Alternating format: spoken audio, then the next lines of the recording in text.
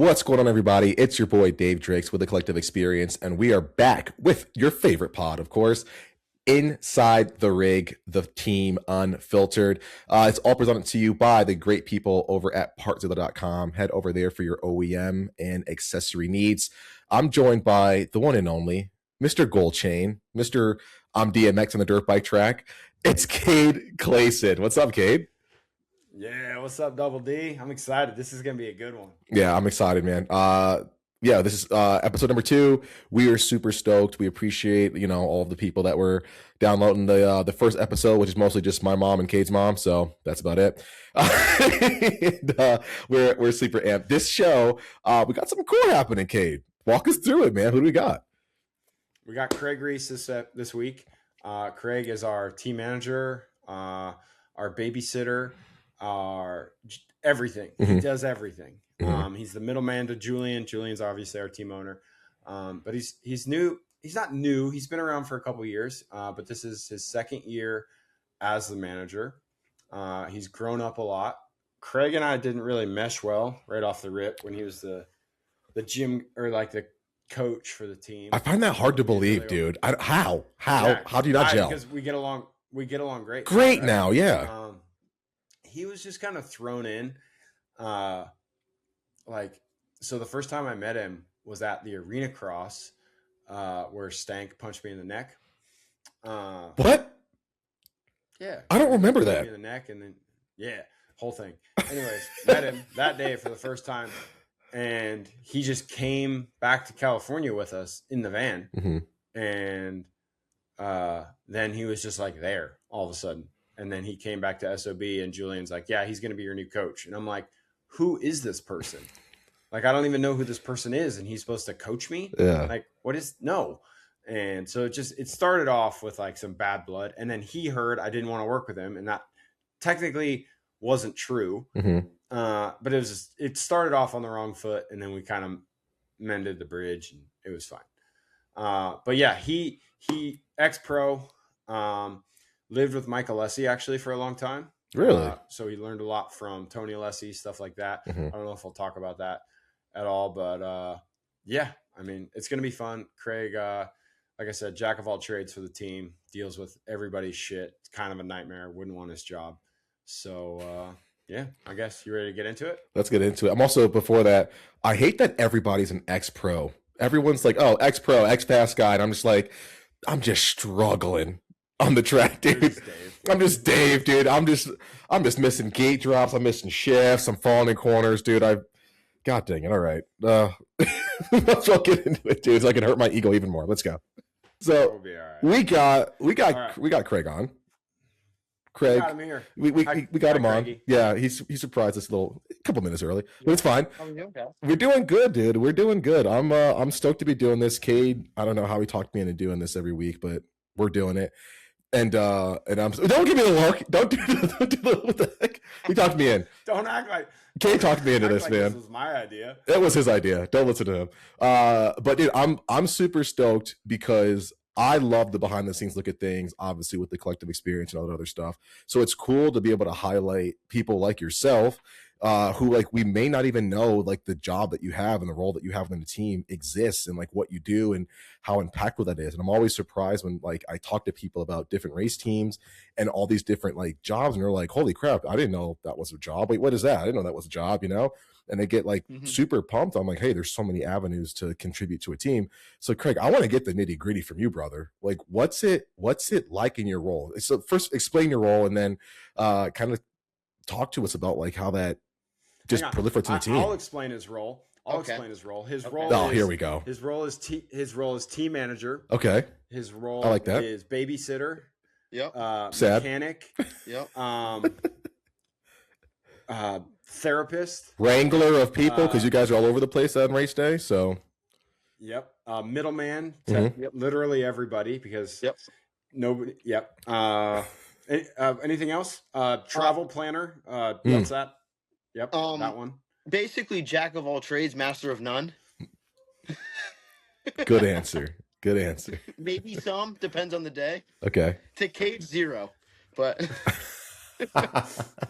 I am an adult. I handle my own shit.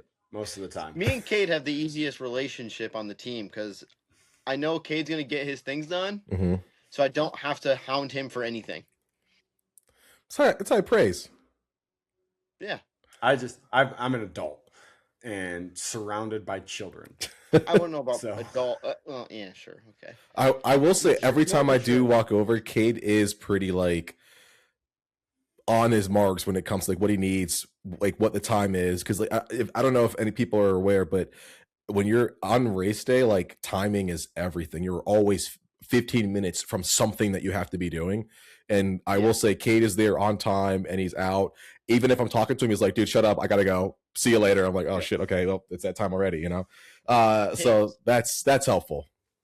Yep. I do just I give Cade one job on race weekends, Mhm. and it was kind of by his permission or his request was I give him permission to yell at anyone he wants inside the semi. Okay. That's good. It's his We like favorite that. thing to do, I think, for some reason. Interesting. Wait till we have Mitchell on the show and we talk about the time I yelled at his wife and her friend. Oh, Great. why, dude? He's such a nice guy. He is a nice guy. I didn't yell at him. Okay. That's awesome. Kate, That's how it is. Kraig, what would you say is like the toughest part of your job? So like you wear the many hats. You are team manager, you are therapist, you're organizer, wrangler, all these different things. What would you say the toughest part of your job is? I think planning, because you're always having to plan so far ahead. You know, like A1's in I don't even know how many days anymore. Like in a Mhm. couple weeks, 2 weeks. and it's like we're already like I'm already having to plan for outdoors. You know, so Wow. it's like you're trying to play a season and a half ahead at all times, and that's a tough task because it's like you want to focus in on A1, especially like right now, Mhm. but we're having to plan with sponsors and budgets and so on and so forth for, you know, like January to May is almost easy. It's May to August, September that it's almost harder to plan for because there's so many different things that can kind of come at you, Mhm. especially with outdoors. So that's probably the biggest task, like most difficult task. Mm. So when you say planning, and Cade probably knows this, when you say planning and getting ready for the next season, walk me through what some of those things are. Because for a lot of people, everyone just thinks, oh, Kraig just says, hey, I need $1 million from Maxis, and boom, there's $1 million. You guys go racing, and it's a lot more involved than that. So kind of walk me through what the planning part entails. I mean, a lot of it is just getting like, you know, your parts a lot. You know, we're not a factory team, so we can't just drop a, you know, $800,000 parts, you know, on parts for the season. It's like, so we got to plan our allotment with, we'll say, you'll just use Maxis, for example. Like, we'll just say they give us, you know, 100 tires. You know, they give us a lot more, but I'm just giving that for an easy number.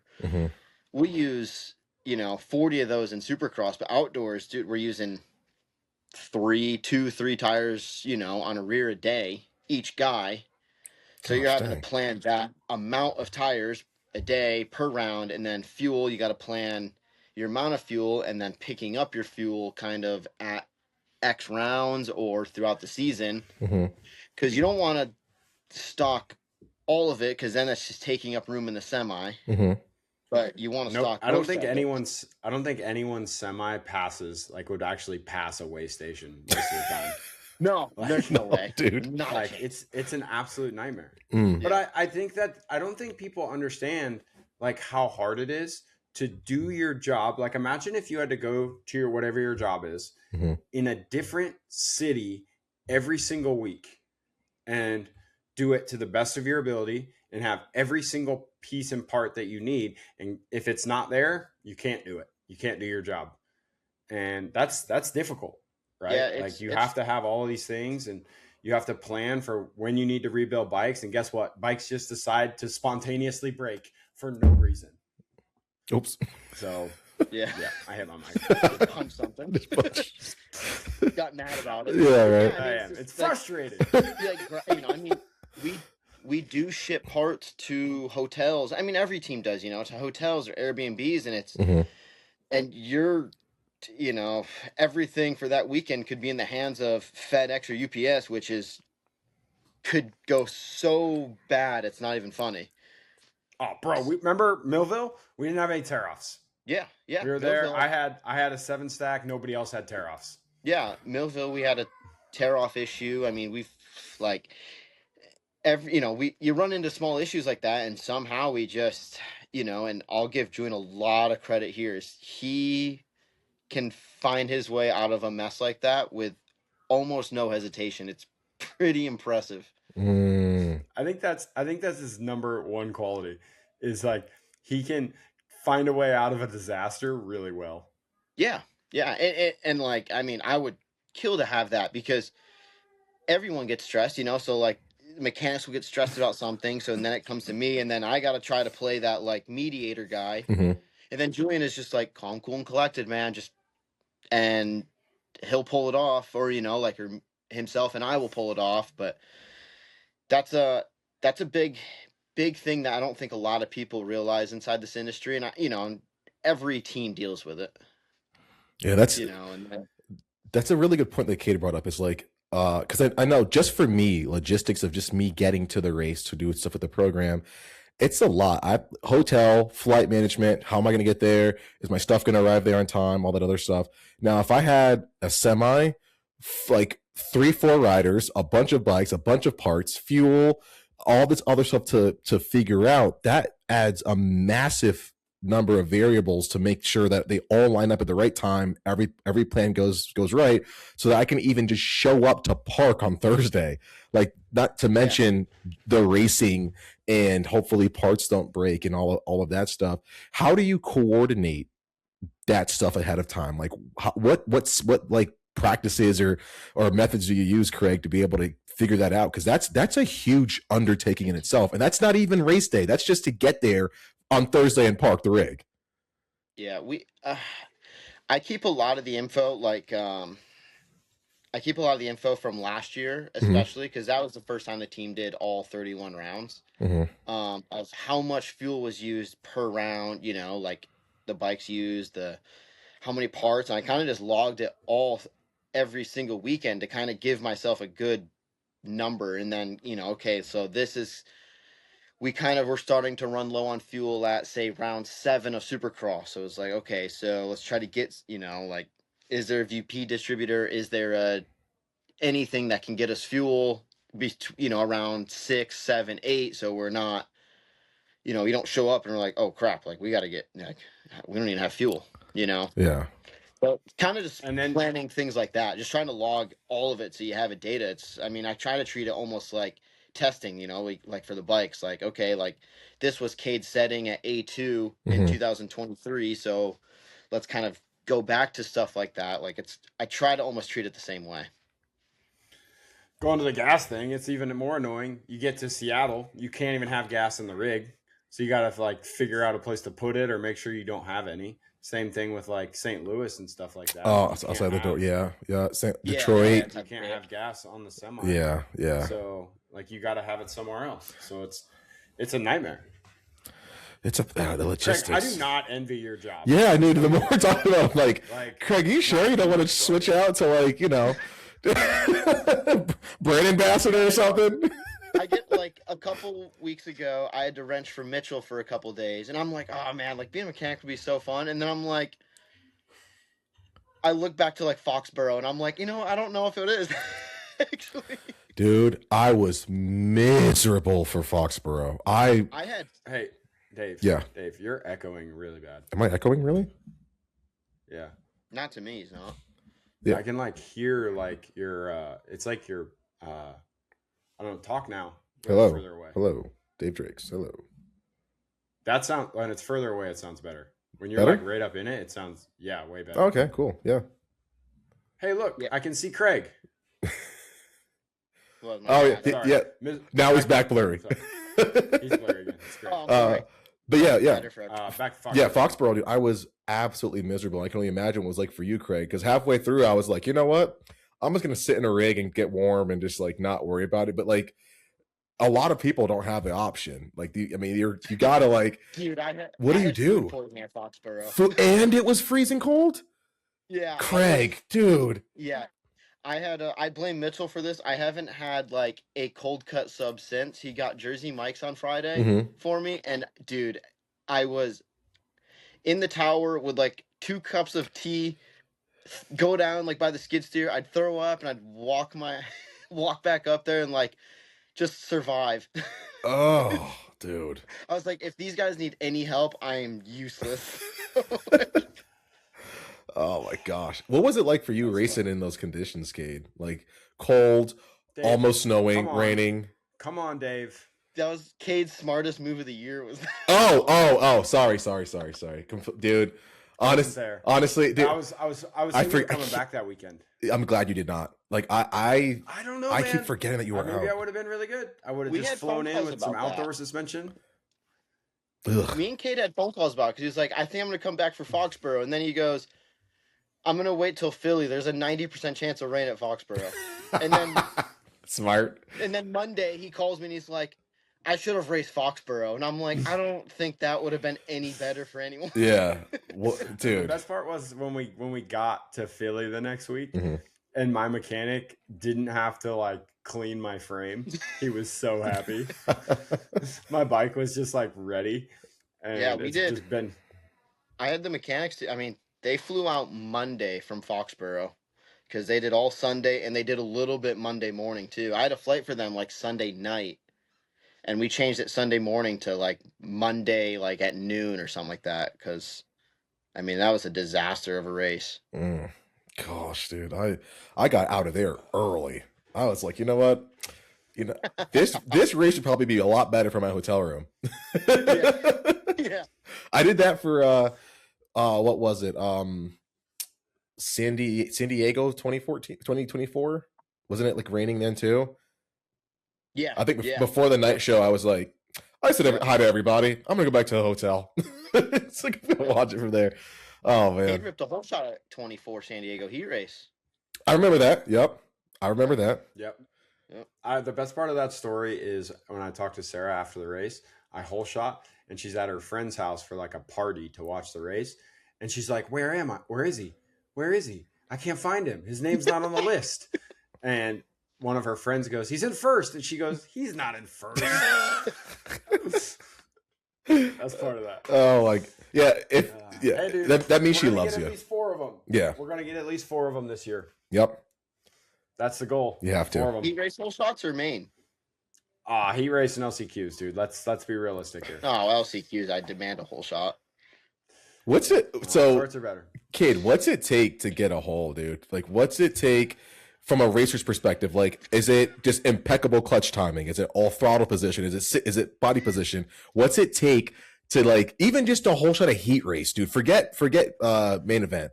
What goes into getting a whole shot?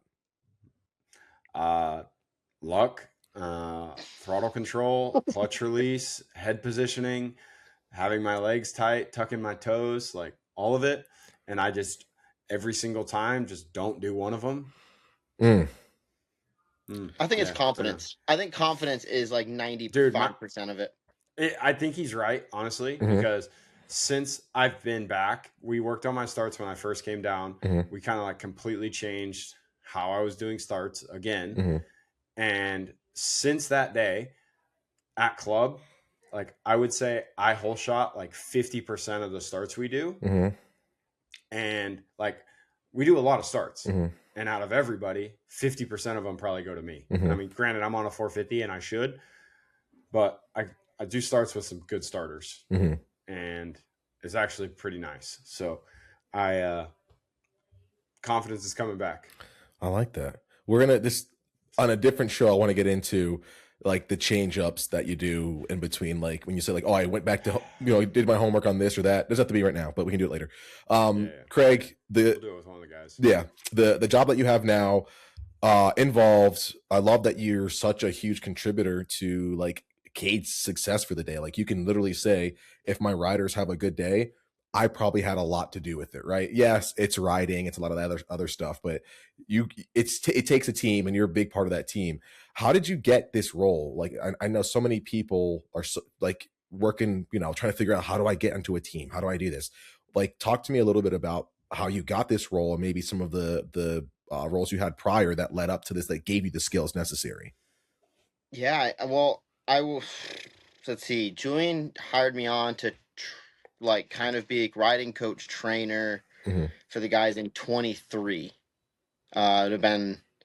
It was like December 2023. We kind of planned it, but I didn't go to A1.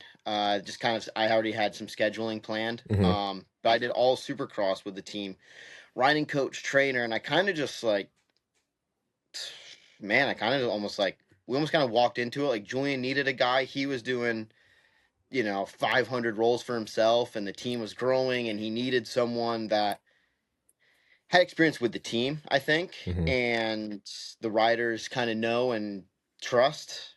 And it kind of just walked me into the management role that started in 24, and just kind of slowly kind of went from there. I mean, it wasn't like I think it was almost like a right time, right place kind of scenario.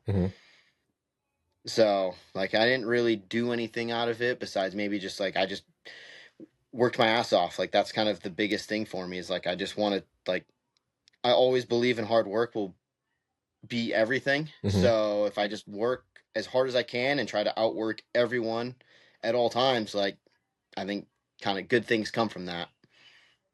I would agree 100%. So it's almost like you got the role and then just killed it in the roles that you were performing. They kind of just gave you a little bit more responsibility, a little bit more. And then when the time came for this, new role that develops, you showed enough prowess to be able to walk into that role. Yeah, I mean, I've always had a knack for the behind the scenes stuff of the industry. Like, it's interesting to me because there's so much more to it than Saturdays, and as we all know, and like me and Cade have a lot of conversations about it because I think Cade's kind of similar. Like Cade is really smart with the industry. I will give him a lot of credit on that. He's really smart with the industry. Like, I feel like I can ask Cade questions and he'll give me answers. I'll pitch an idea to him and he'll tell me I'm an idiot, or hey, no, like let's go with it. And it's kind of vice versa. And like it's kind of my favorite thing, actually. Yeah, but like it's him and Julian both. Yeah, but like we all know how to we can all feed off each other and learn, and kind of with everyone. Like same with Mitchell. Mitchell's been on, the most elite teams in the industry. Yeah. So he has, he has knowledge of things and how stuff was ran, and he went to the GPs, and same with Jack, and so hang on. Can you say that again? Mitchell has what? What I say? You said knowledge. Oh yeah, he has knowledge of stuff. Of how to open a cereal box? Yeah, crack an egg. Hey, there'll be no Mitchell slander on this podcast, all right? That is a nice man. Bro, that is a nice man. He's a great human being. No, I just think like the brain cells of a cat. Oh no, dude. Great motorcycle rider. I think that's. I'm just kidding. He's my buddy. We give Mitchell a lot of crap because he is smart in so many categories and then so dumb in so many others. That's how you can tell that they're tight, dude. It's just your friends cannot give you a compliment without just slamming you down at the knees, dude. Just driving the knife in, Yeah. But I think that's good with the whole team though. Like everyone can kind of like, like pick on each other, and it's not, it's all lighthearted. It's all in fun. Like it's all I don't know. We're racing dirt bikes. We're not curing cancer, so it's like you gotta have fun in it too. Is that common for a team to have that camaraderie or that dynamic where everybody is friends? Like they really like enjoy each other. Is that a rarity with a team at this level? I feel like it's kind of becoming a thing a little bit now. I think there's some teams that it doesn't, but I mean, I feel like most teams, like everyone's kind of getting along. Everyone's able to kind of hang out, and there's no issues per se. Like I can't speak for everyone, but I try to avoid that at all costs. Like I'm pretty, like me and Julian, we're both pretty particular on like who we hire. Like, man, is this guy gonna fit in? Like as a mechanic, will he fit in? Will it be a gel? Will he be a nuisance on like the whole morale of everyone? Because that's big. Like I mean, one negative person can bring the whole ship down. Yeah, I've heard that before. Yeah. I get that. I mean, dude, like I've been around some squads in my day. Really? And yeah, I mean, it's just if one person really sucks, it's just miserable. And it is really tough. And it's some days it's you or it's me, like, and it's just like, it's important to have the other good people around you to like kind of tell you like, hey bro, I know you're having a shitty day, but let's figure it out and you know, make today the best version we can, because today's important, right? I mean, go ahead. The hardest part of our job is we only work 1 day a week in reality. Like the whole team works basically 7 days a week, but in reality we get paid for one. And like we all have to be the best versions of ourselves on that day, and sometimes you're not, and it sucks, and you have bad days, and having somebody with a shitty attitude every day just makes that way harder. Yeah, especially like right now. I mean, I feel like I can kind of speak for everyone in the industry. Like, December is a stressful time of the year for everyone. But A1's coming up. Everyone's waiting on things from sponsors. Everyone's waiting on some deals to be finalized. Like, there's always kind of moving parts in December, and it's hectic. Shipping is the worst it could possibly be this time of year. But I feel like this is always the time you have to ship the most. And like, it could be easy to kind of be negative, and you almost have to like check yourself, before you get out of your vehicle or something like that, before you can go into the shop or get out on the track. Like, okay, like, you know what, like, that's BS, like that, I'll deal with that later. Like, right now I gotta like kind of lock in, focus on the guys in the shop, focus on the guys on the track, like kind of be that positive guy, because it's also tough for the riders are on the tail end of boot camp, so they're all tired and can be cranky, and mechanics are working 12 hours a day, 6 days a week, and it's like it right now is such an easy time to kind of get that negative mindset, which if you start the year negative, man, like you're screwed. That's difficult. It's a long year. Yeah. Speaking of boot camp, let's get into it. Yeah, let's talk about what's happening at the farm. Let's go. I haven't been there. I came down. I was like one of the first guys to actually ride Supercross for us. Yep.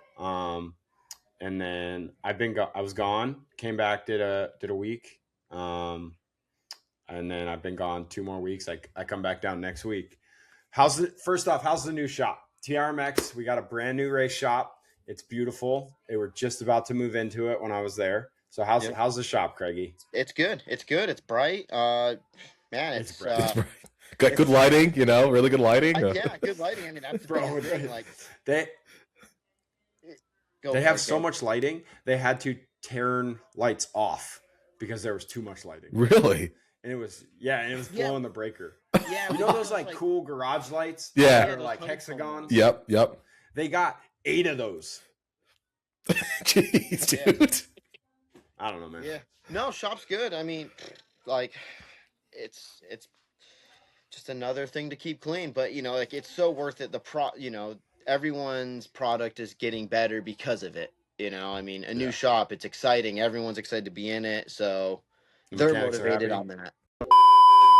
Sorry to interrupt your favorite pod, but Cade and I want to talk to you guys about Partzilla.com. They are your favorite and our favorite retailer for OEM parts and other accessories. They sponsor the team of PRMX race team. They sponsor Cade, Clason, and so many other racers.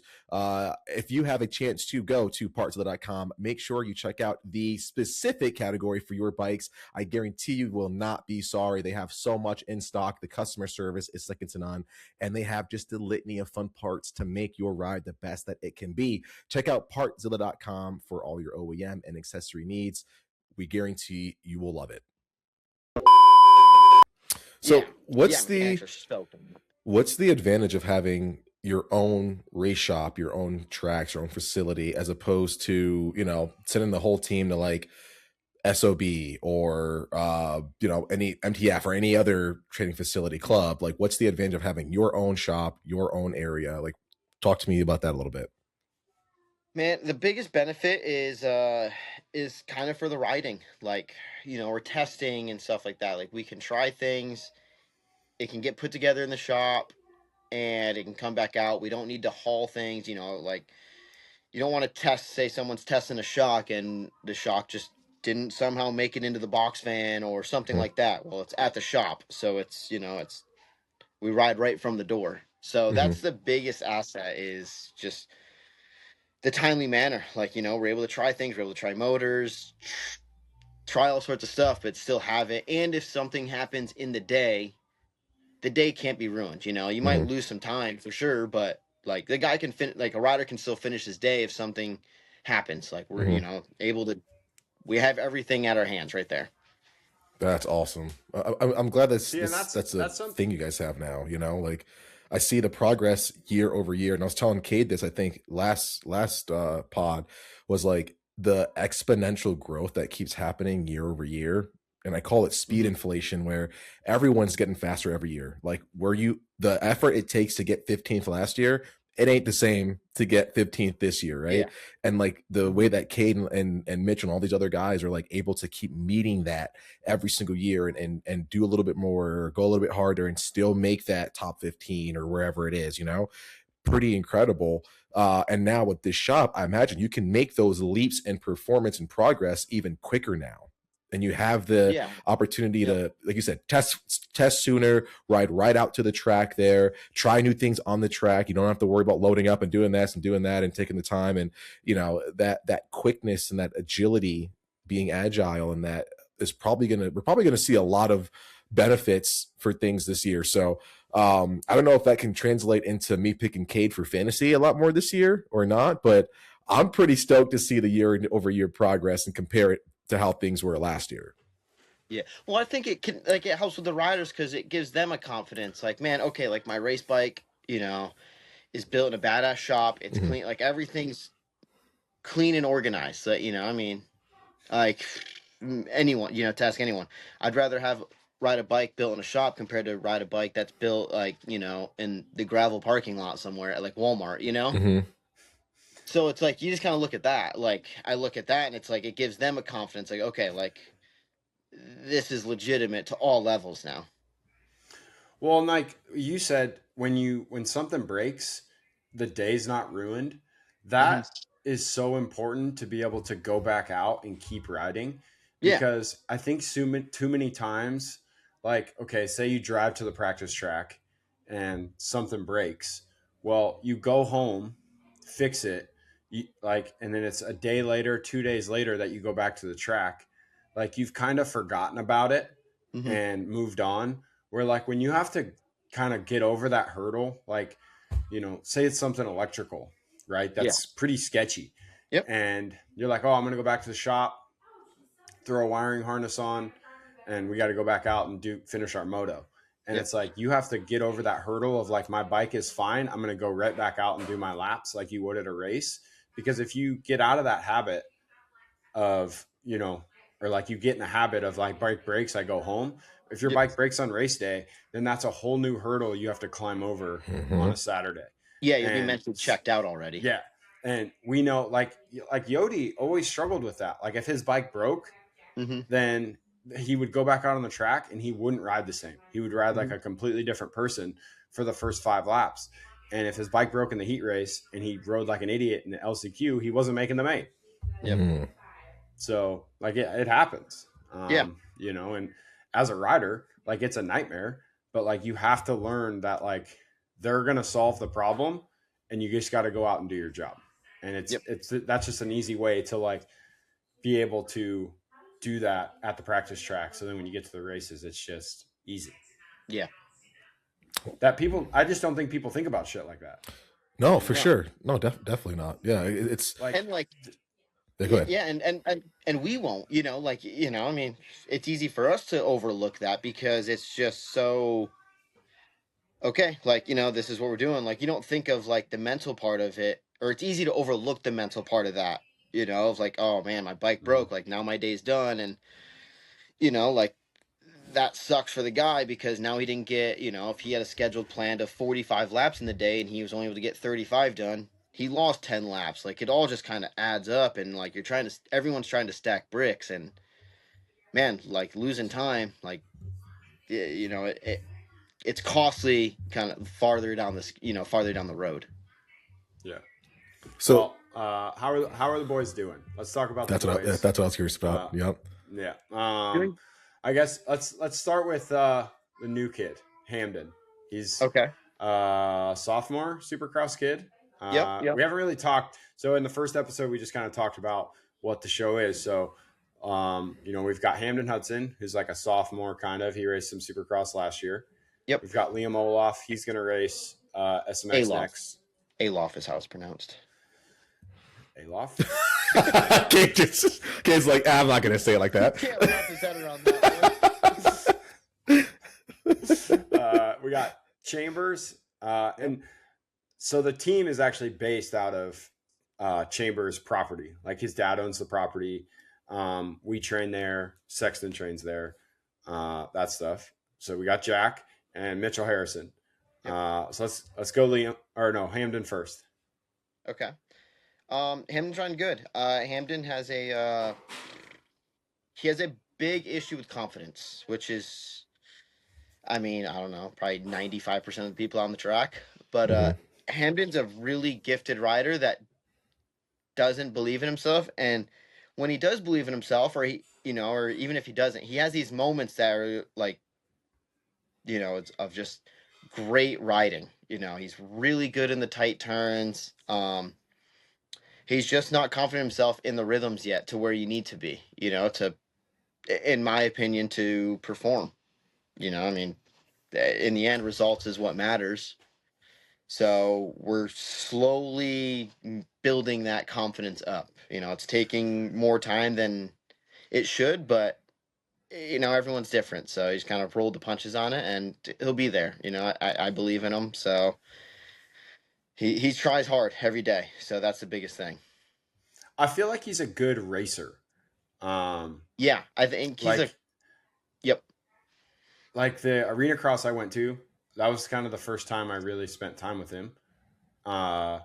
He wasn't good in qualifying, and like he was like 15th or something. And then like throughout the night, he just kept getting better as like he was super racy. Like he needed people to push him. Even like the week I was at the farm with you guys, like when we did sprints and stuff, like he was kind of far off the pace, like probably I think almost 2 seconds. Yep. And then we did that 15-minute moto, and he was off a little bit early in the sprinter laps, but he never slowed down. No. And he just kept chugging, and he found it. And at the end, like, I caught him, but like I should have caught him significantly more. You know what I mean? Based on the sprint lap times. And it's just like he just builds into stuff. Yep. And yeah, he's probably just got to grow up a little bit and figure that out. And get dude, that's the hard part. Like, people think like, oh, you ride dirt bikes, you just got to get into it and you'll be fine. We're like, dude, everyone learns Supercross at their own pace. Yeah. And how do you, maybe this is a question for both of you guys, like how do you foster that confidence and that acclimation to this, big machine that is Supercross, like the sprint laps, and like, cause we all know the new rule change, like you don't get much time to, to kind of get yourself, really comfortable on a track. You don't have all these multiple different iterations of either sprint or moto or, a quick 3-lap or whatever it is, or slow lap. It's go from the minute you put your helmet on. Like, how do you foster that confidence in that kind of environment? Go for it, Cade. Dude, it just takes time. It really does. Like for me, like I'm excited about the shorter days because I feel like I learn tracks super fast. And usually by the third practice is when I'm the worst position I'd been in qualifying all day. Because other people take so long to figure it out. It's just an advantage I have where I'll say it, someone like Jack, like it'll take him all day to do a rhythm section at a race.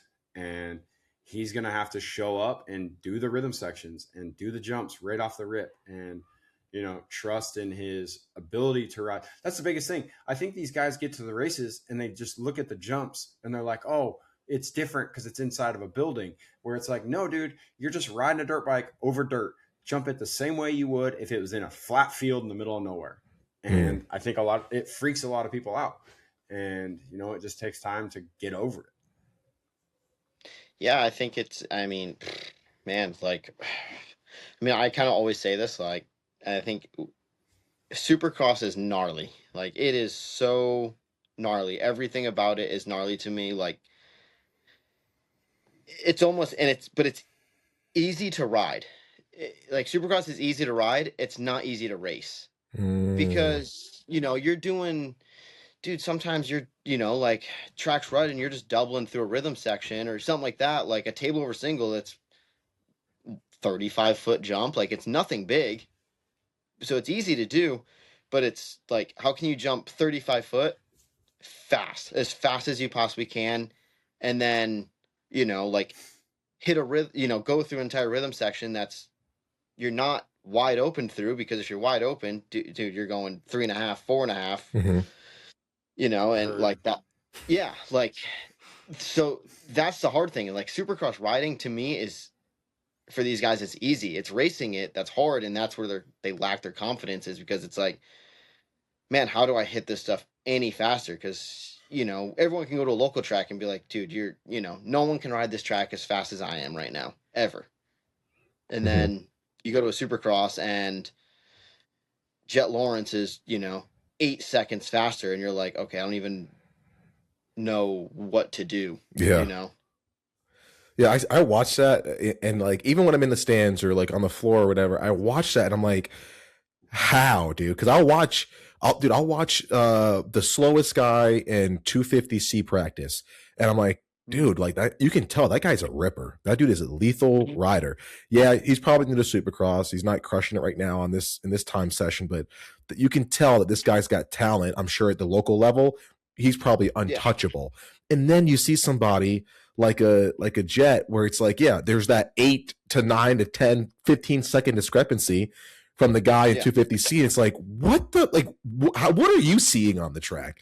I'll watch Cade sometimes and be like, wait, that was a freaking like a table over to a 3 to a I'm like, I thought that was like a double table triple, you know what I mean? And like the way that they see the track is so freaking different, and it's absolutely insane. And you're right, Craig, this sport is so gnarly, but these guys that do it, man, and I hate to give Cade credit, but watching these guys ride, it's like, dude, they are seeing something completely different and attacking the track in a way that I don't think any normal person could ever hope to attack it. You know what I mean? So yeah, it's crazy. If no one gets the chance to like actually walk a pair of Supercross whoops, or set up Supercross whoops, sorry, or like a triple, or heck, dude, just like an on-off, right out of a corner or something. Yeah, that stuff is crazy. They make it look easy on TV, but dude, those takeoffs are steep and rutted, and dude, like Daytona, like how the fans like ambush to the podium. Yeah. I wish, and you see some fans doing it, but man, I wish they would all just take a minute to walk the track and dude, every time I get off after 450 man from the tower, I go to the whoops and I'm just like, what the hell? It's like a bomb went off. Yeah. Yep. It's almost, Cade knows, dude, like the 450s touch the track. They don't ever see a nice track. They just see a track that has just been hammered by 80 250s and 20 450s or something by the time they get out there, and it's like, okay, boys, like, go set your fast lap, good luck, like, Godspeed. Goodness grief. Yeah, I don't. What's funny is yesterday we were doing motos and Brayton was there, and I was probably one of the fastest dudes, and he comes down and he's like, Cade, you're running really good. You can tell you've been in a lot of 450 main events. Your lines are just, super racy, like super, like, trying to shorten the track up, get out of the, that main line. Mm-hmm. So that's my biggest thing. Craig, you need to go? No, I needed a charger. Oh, okay. It's funny. Whenever we do, whenever AJ and I record, dude, if we go a second over like 45, 50 minutes, AJ's like, you can see him start to get panicky because the kid never charges his phone. It drives me. Not Craig. I'm not talking about you, but like this is a consistent weekly thing where like we'll be like on the pod and AJ will just go blank screen, and me and Ethan are like, okay. Well, that's the end of the show. I think it's my phone because my phone was at like 62% when we started, and now it's at 2, and it's like I just watched it go down. Like, oh, okay. Gotcha. Well, we'll try and wrap this up so that way I know we told you like 40 minutes, but I know you're with family and stuff. But We're good. Let's talk Liam and Jack really fast. Well, I think we're gonna have Mitchell on next, so we'll skip over Mitchell. But yeah, tell us what's going on with those guys and like what have they been actually testing and stuff to work on. You know, I know it's got to be hard for Liam to test being a new guy, but you know, is Jack kind of taking on that slight responsibility, or are you still pawning some of it on the Liam? Jack, they both have been. Jack has been kind of the main guy we've been using for testing. Just with his experience in, you know, a year on that motorcycle with us. So we've been testing some flywheels, we've been testing some motor stuff inside, and so on and so forth, and everything's been a positive. I know we're doing some suspension stuff next week with Jack, with Matt at Active Ride. So, and I think he'll kind of go through with everyone. So Jack's riding good. You know, he's obviously coming off his femur at Unadilla. We're sending him West Coast. That was kind of the plan all along. That was kind of our main goal. So even if he was 100% ready or not, we felt like that was going to be the best move for him because it was something new. He's done East Coast a couple times. He needed a change up. I kind of look back at he went to the GPs kind of on a random, and he did good, like right off the rip, kind of thrown to the wolves. And, you know, like West Coast is kind of that for him because he's never raced it. He's, you know, the hard pack is completely new to him. So that'll be good. Liam will send it. Kind of, he's that young, fast kid, kind of no regards right now, which is awesome. It's such a great thing to have.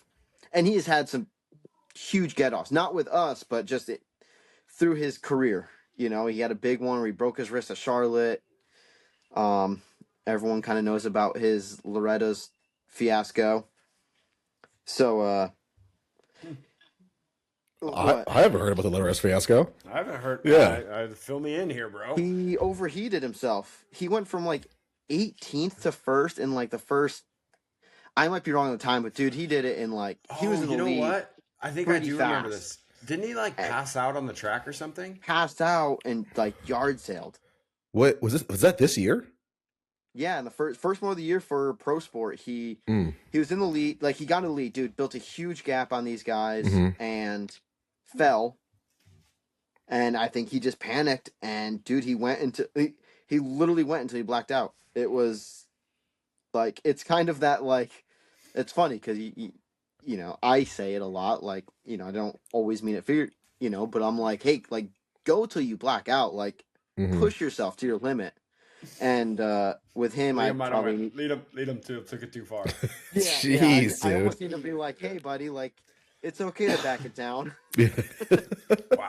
Wow, dude.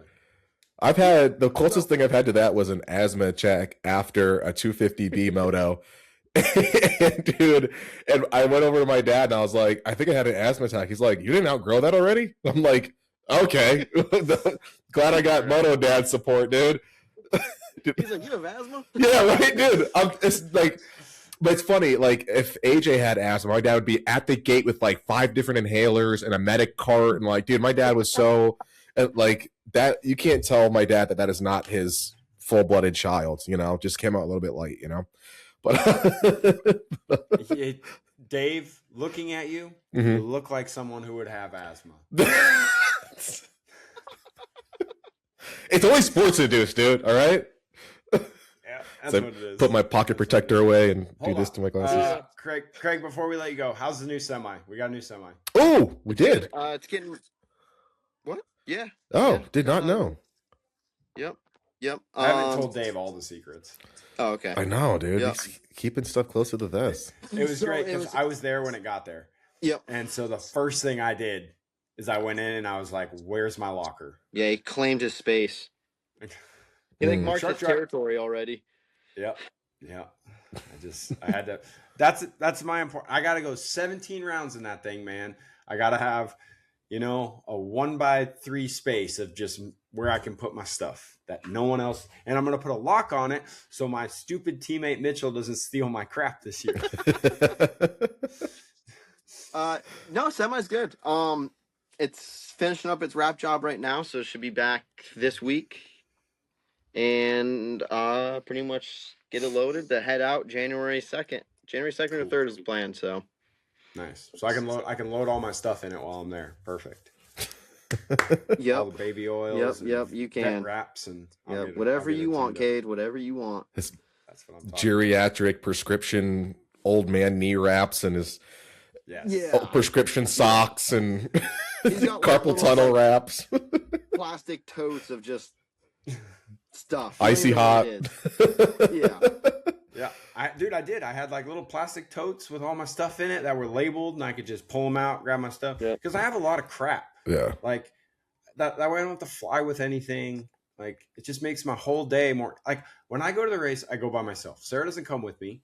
She works like a normal human being. I don't make enough for her to not work.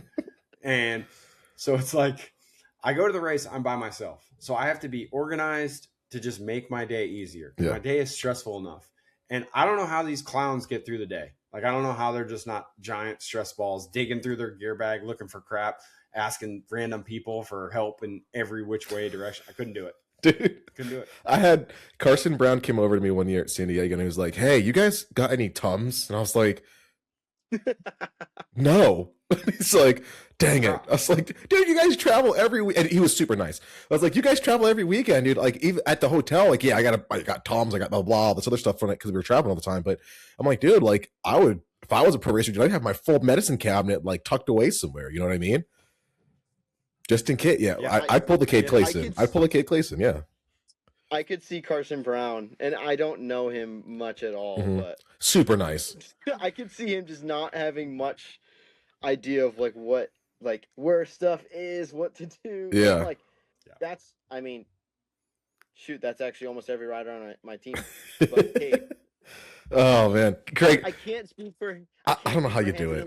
Yet, but I know Mitchell and I know Jack, and they are like walking time bombs, just stuff scattered everywhere. It's like they get off the track from a moto, especially in outdoors, and it is like glove, helmet, jersey, roost guard, pants, straight to the ice bath. and then they get out of the ice bath and walk right by it all. And you're like, oh, okay. Dave, all right. Dave, when I tell you that I came back, I don't remember what national I came to. Oh, it was High Point, the mud race. Okay. The mud race ends. He takes off his muddy gear, his boots, his helmet. He puts his helmet in his locker, muddy, wet. Stuffs all of his gear in his locker, muddy. All of it. Just stuffs it in there. Oh. Socks, knee braces, everything. Go in the locker. No. Leaves, dude. Leaves it there till the next week. I'm like, you are the most disgusting human I've ever met in my life. Oh, I got a better one for you. Please, let's go. 24, we're up in Canada. Mitchell broke his scaphoid. He broke it at like round 2, but we tried kind of getting through the rounds. And he did Gopher Dunes. And it was like that week of Gopher, we were both like, okay, dude, like, we'll let you get through this round, but like, you're done after this. And Gopher Dunes, gnarliest sand track in North America by far. It was hot. Takes off his gear, puts it in his locker, leaves Canada. Leaves Canada to go get surgery. Leaves Canada. His gear was in that thing for like 2 months. I was like, I'm not opening that. Ew, dude. I refuse. He came back from his broken scaphoid. I was like, bro, first thing you're doing before even looking at a motorcycle is getting your stuff out of that locker. Oh my gosh. Yeah, I don't know if I could do that, man. You're a brave man, Kraig. The wearing many hats, the taking care of the riders, stuff like this. It was cool to get the inside scoop from you, dude. Honestly, like hearing your perspective as somebody who helps to make a team what it is. It's great to hear. Just before you go, there's one thing I want to know.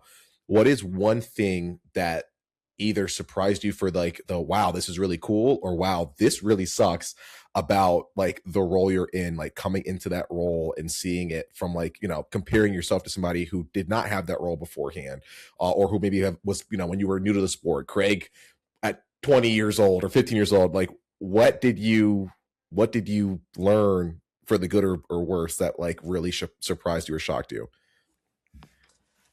I think man, like it's kind of hard. Like the cool thing to me, like that I like is like what you're around. Like we're around dirt bikes. That's, you know, like to me it can't beat that. Like, you know, or just motorsports in general. Like we get to be around dirt bikes for, you know, for a job, and I think that is we all take it for granted. I think at times, and it's easy to because it is a job, but like, man, like we all got into it because we love it, and you got to try to keep that passion as hard as it is. And I think the surprising thing I still think is like all the behind the scenes stuff. Like you're learning, you know, we're all learning all the time, and you know, and it gets hectic, and I think with how fluid everything kind of is sometimes with this industry, it's hard to just accept it, especially if you're kind of like a pretty structured person, which, you know, I feel I am. I think Cade is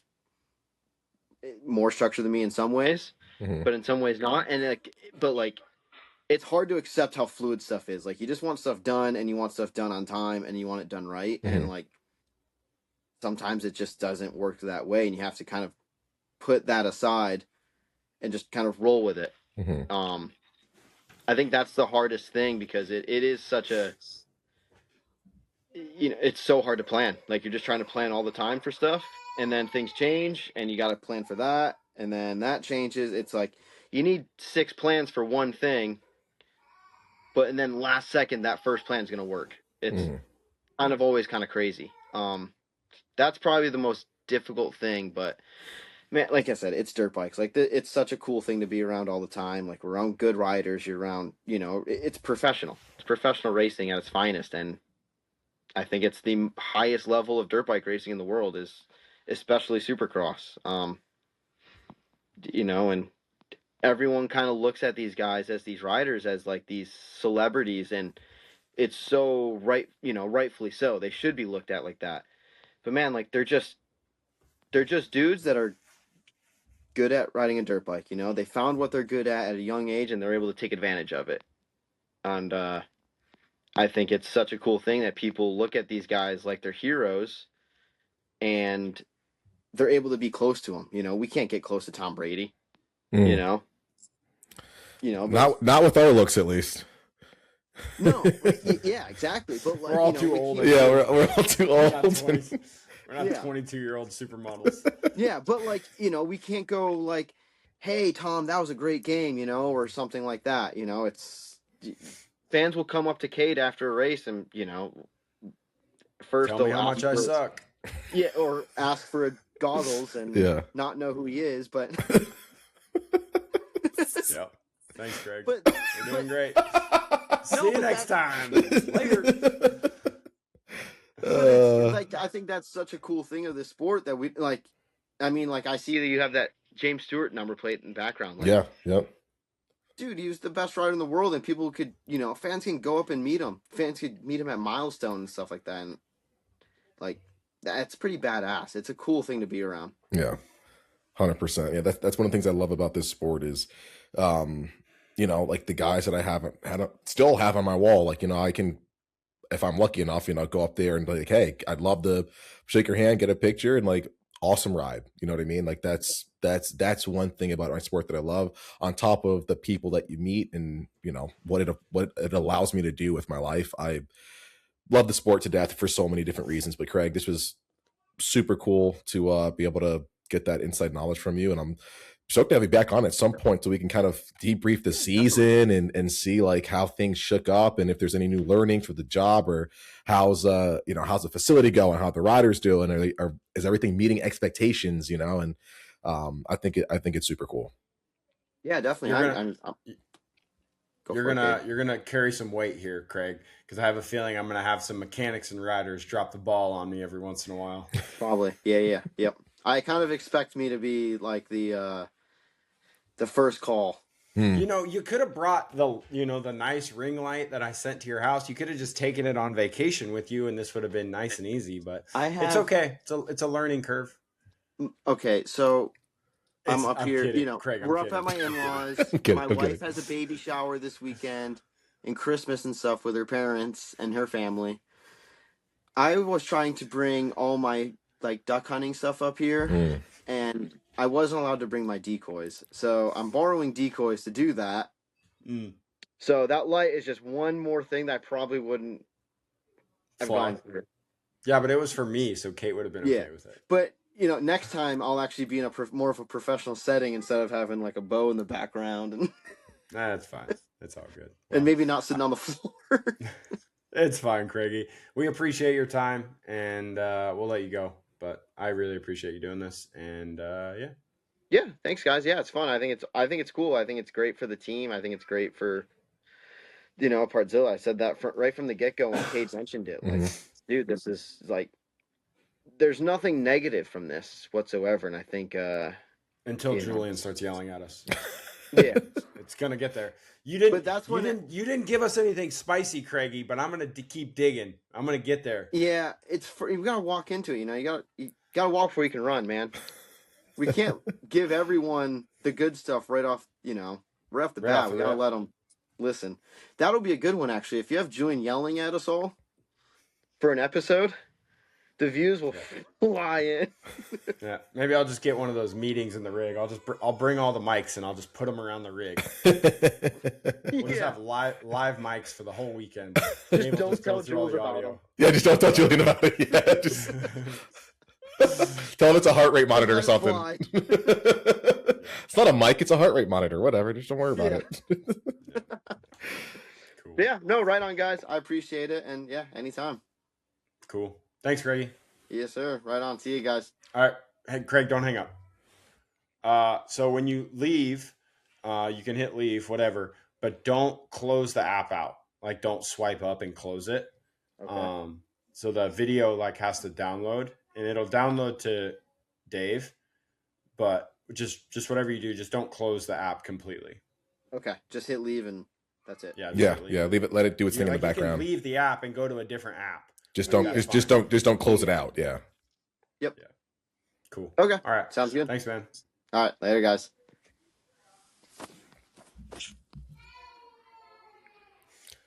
That was cool, dude. Super cool to get Craig's perspective. There's too many seasoned K's, dude. Get Craig's his perspective on things. About my chain, dude. Yeah, dude. You're pulling up with a DMX chain, dude. Like, what's going on? What is this the new look? Is this 2026? The kids at club, dude. Like, they're all, especially Reed's kids. Mm-hmm. They all wear these chains. It's like Justin Turner. Like, he's always got this big silver chain on.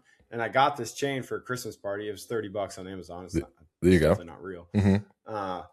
And I was like, you know what? I'm just gonna wear it to ride today. And they were all like, "Oh, dude, your chain's so sick!" They were all pumped on it, like the kids that they are. Jesus, and I dude. rode the warm up in it, and I was like, "All right, dude, this thing's like it's kind of heavy." Yeah. Yep. And so I gave it to Daniel, and Daniel Blair was wearing it all day. And it's just because Daniel's like an elf. Yeah. He's 4 feet tall. Yeah. So he's got this massive chain on his neck just all day long. It was really fun. So. I love that. That was the funny part of it. That's going to be the move, man. No, that was a cool episode. Yeah, awesome. Yep. Cool. Anything else? No, we're stoked to be doing this. This is episode 2. Again, we got to give a huge shout out to our number one sponsor for the podcast, Partzilla.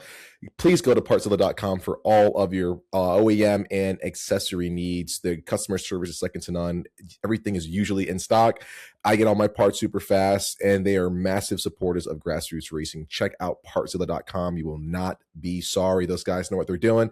Get all of your parts and accessories from Partzilla.com. And we are stoked to be represented by the Collective Experience. If you guys want to go behind the scenes this year and hang out with the Team PRMX, Cade, Clason, or any one of his teammates, check out thecollectivexp.com. The proceeds go towards the privateers that need this. It keeps them going, and we love the program. It gives people so much insight into what goes on during a race day. You get fully pampered, and our moto internship program is second to none. We get people hired onto the team. Cade has personally worked with a lot of our past interns and alumni who have come through our program to get a job, and it has been extremely beneficial to them. They now have some amazing gigs in the industry. So check out thecollectivexp.com for your VIP fan experiences, internship programs, and more. Cade, this is super fun. Like, this is probably one of the most fun pods that I think I've done in a long time, and it just gives us chance to like just chat behind the scenes moto, which is super cool. Who do we got coming on next? What's the plan for the next episode? Dude, to be honest, I haven't talked to anybody. We've been a shit show, Dave. We're just gonna wing it, dude. Hey, janky pod, dude. You know, I'm gonna try and get. I'll talk to Mitchell because I go to Florida next week, so okay. We can't do one next week, anyways. So I'm gonna try and get Mitchell. I think he would probably be the best. Yeah. And then I think after that we'll do my mechanic. So maybe we'll do Mitchell and my mechanic, like the week of A1, something like that. Yep. Early in the week, and wrap out a couple too, and get the preseason kind of wrapped up and over with. Because my mechanic is actually our new team crew chief as well. Oh, nice. So he kind of oversees all the mechanics as well as do my stuff, which is my guys should do that job because I'm not there every day. Yeah. So it's like he has a lot more freedom. So it's probably a good job for him. So yeah, we'll knock out Mitchell and Steven, and those will probably be our next two. Awesome. Love that. So, guys, don't forget so if you're listening. Oh, sorry, go ahead. Sorry. If you're listening, send us some questions. If you have a question for me, for Dave, for Craig, Mitchell, any of the new people I just mentioned that are coming up, like I will save those questions and ask them things you guys want to know, things you think might be insightful. Give us some comments, concerns, things we suck at, things you guys like about the pod. You know, I'm super new to this. Dave is obviously trash. So we're trying to get better. We're just winging it. Audio, video, whatever. We know Craig was blurry. It is what it is. But yeah, we're going to just keep trying to grow this thing, and appreciate you guys for listening. Awesome, guys. Hit that subscribe button if you are watching. And don't forget, tell your friends. We are going to be on all major platforms. So we will see you on to the next one. Thanks.